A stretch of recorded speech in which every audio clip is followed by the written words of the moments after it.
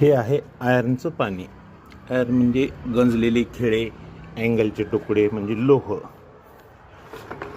प्रत्येक झाडासाठी आवश्यक असतं आयर्न. आयर्न म्हणजे लोखंड. 3-4 दिवस पाणी टाकून ते भिजत ठेवायचे. खिळे कोणतेही लोखंडी तुकडे वगैरे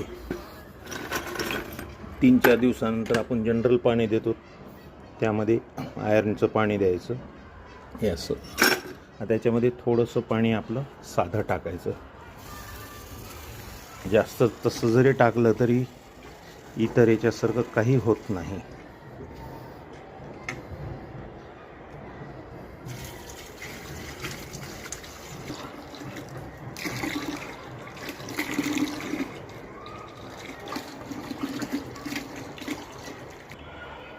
आता हे जे आहे ते आयर्नचं पाणी आहे आणि आता ही जवळपास वर्षभराची झाडे आहेत ॲडिनियमचे.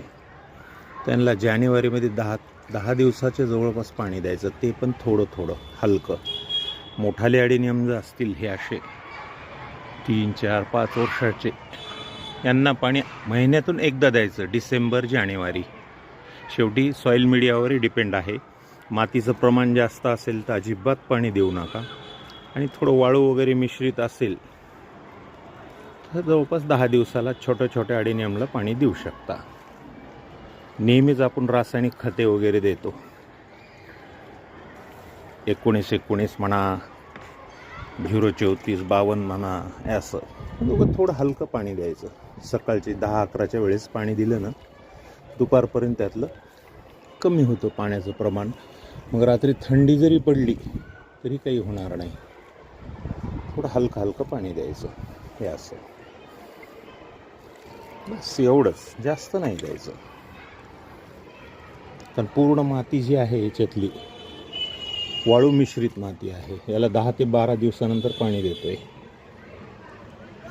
पूर्ण ड्राय झालेली आहे जवळपास सर्व ॲडिनियमची.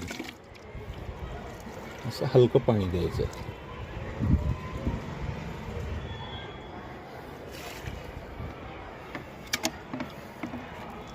छान. जवळपास 1-1.5 वर्ष असेल तर बेबी ॲडिनियमच असतात हे.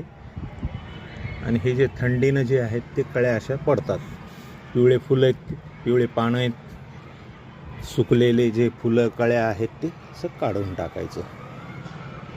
हे डस्टबिनमध्ये टाकून आपल्याला खत म्हणून उपयोगाला सुद्धा आणता येतं. हे उमलणार नाही. हे ताजं